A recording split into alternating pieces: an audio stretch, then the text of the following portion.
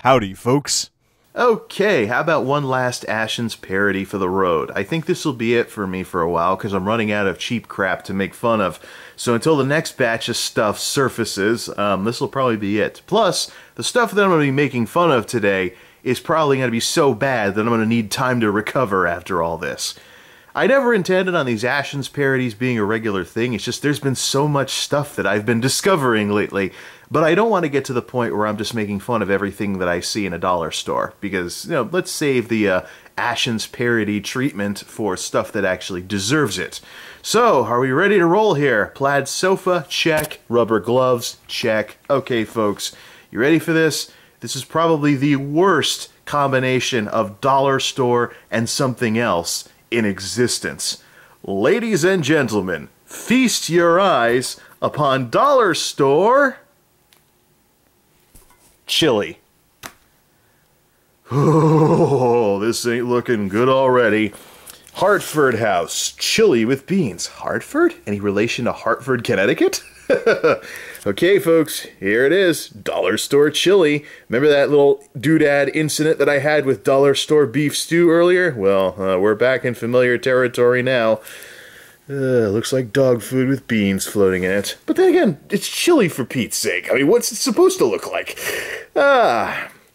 I will be comparing this, of course, to Hormel chili, Campbell's Roadhouse and Firehouse chili, and real chili that I've had fresh before at crock pot fundraisers and stuff, where people throw beef and beans and other assorted stuff into crock pots and then go sell it. So, problem number one. Notice no disclaimer on the can, like we had with the Southgate beef stew. No mention of textured vegetable protein product. So if this is beef chili with beans, it's got real beef in it. How they pull that off? Well, maybe it's the small can size. It's 15 ounce, but here's the chili can versus a similar 15 ounce can of Hanover soup, which is taller and a little thinner, and Progresso 19 ounce. This stuff, by the way, is on sale at Dollar Tree. I picked it up. It's closeouts, but it's good stuff. Anyways, just not chunky, so I have to mix it with something. Hitting the tripod already. Okay, let's look at what we have to work with here. So, no mention of textured vegetable protein product. Let's look around here. Ingredients: water, beef, beans, okay, real meat. I don't know where, what parts of the, I can't speak for what parts of the cow it comes from, but apparently this has real beef in it. It contains wheat and soy, MSG, blobbity blobbity. Distributed by Hartford House Foods, Fort Madison, Iowa? Is it Iowa or Indiana? I keep getting, I don't know my abbreviations too well. Vacuum packed in USA. Serving shenanigans even in a small can like this. So double the numbers you see because it's about 2 servings per can. Total fat 25%, sodium 57%. So here we go again. This can by itself is your salt for the day. Not so much fat, but definitely salt. Another salt bomb, etc., etc., etc. Hartford House chili with beans is fully cooked and ready to serve. Stovetop heating instructions. Oh, well, read the directions. We're just going to throw it in the microwave anyways. Okay. Now, problem number one. The can opener's in the kitchen. Problem number two. I need said can opener to put it in. I should have gotten a dollar store bowl and some dollar store forks and spoons to complete the ensemble here. Why do I have to dirty up one of my real bowls with this crap? Let's go use the old can opener and take a look at what it looks like. Jump cut time. Okay. Oh, this looks so appetizing. What is that red? What is this red stuff in it? Is it like ground up carrots or chili pepper or something? I don't know, but we're definitely scraping the bottom of the barrel as far as chili goes. Yeah, like I said, I guess the dog food analogy did work pretty well, or maybe a crap analogy would work better, but if you're watching this video before taking your significant other out to a fancy restaurant, and this just ruined your appetite, naughty, naughty, naughty, you should know better. Anywho, yeah, the first disturbing thing is when you open the can and see these red streaks of stuff inside that I don't see with other types of chili that cost more than $1. I'm worried already. As usual, folks, if you see my obituary in the newspaper, you'll know what happened. Okay. The horrendous cooking moment has arrived. I'll put a paper plate on top of it in case we get kabooms and explosions with this stuff, just like we did with the cheap beef stew. 5 minutes in the microwave, it says, right? Let's check our directions here.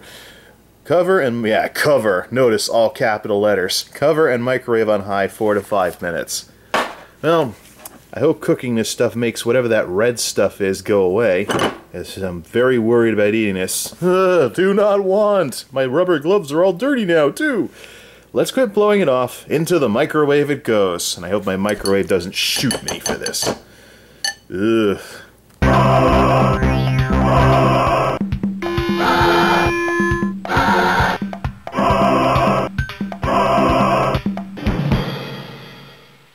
Before we continue the video, I should note that this was passed by the USDA.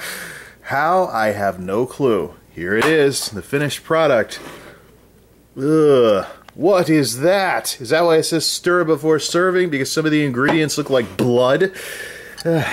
Halloween chili. No, it's too orange to be blood. See all the orange stuff there? It's way too orange. Way too orange. That's something else. Maybe it's what that red streak stuff was. Maybe paprika or something like that? This is the grossest looking chili that I've seen.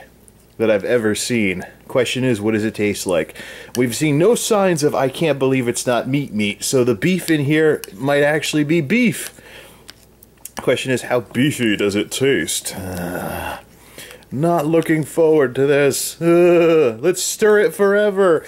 Hope it's not too hot. Either hot as in it just came out of the microwave, or hot as in spicy. I don't want to risk getting this stuff on the rug, so sorry folks, I'm going to have to pull the bowl off the screen here. Are you ready? Hartford House chili. Or, well, stare at the can, like usual. Hartford House chili with beans. Dollar store chili in 3, 2, 1.